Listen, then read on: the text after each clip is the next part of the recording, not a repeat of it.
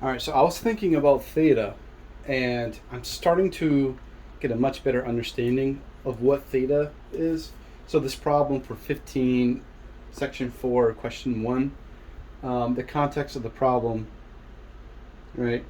I think about understanding theta, I think about it as understanding the context, which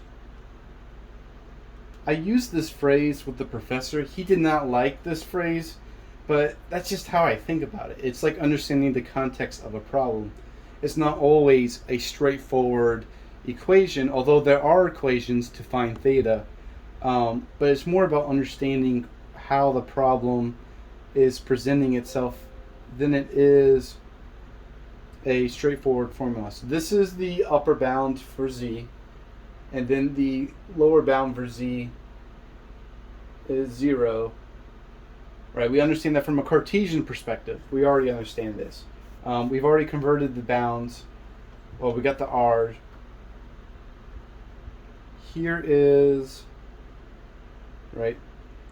Here is our Cartesian bounds. So this is a circle, right? Let me get a different color so I can better show this.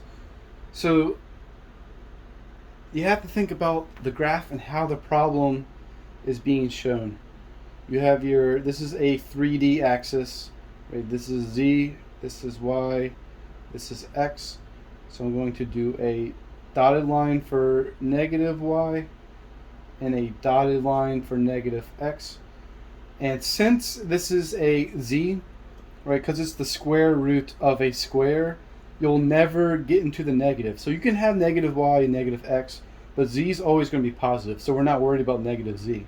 So you're allowed to put in, you can't have this less than 4, so you can have a 0x, but then you have to have either a 2 or a 3y, right, which is where we end up with that bound of r is 2 to 3. So you can have 0x, and then you can have a 2y, a 3y, or negative 2y, or negative 3y.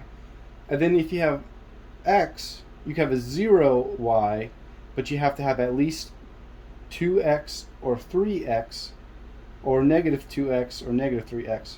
And so you can play around with the coordinates, and you'll find that you have like a donut shape over here. And that's your x and y. And theta, right, only refers to the x and y plane. It's the angle, right, in the xy direction. It's not worried about z. And so sometimes I get tripped up because I'm trying to think about z when I think about theta. It's not. It's only in the x and y plane. And so if x and y can go all the way around, that means theta equals 2 pi, or 0 to 2 pi. When you get to angle in the z-plane, that's when you get to phi.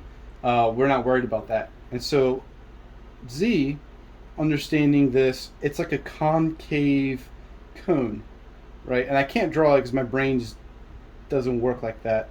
But it's like a concave cone that goes all the way around. And so because it's going all the way around, right, theta equals 0 to 2 pi.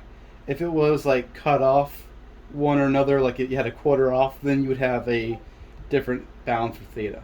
I know this isn't the best explanation, but this is like the best understanding that I have of it, and the best way I can describe it.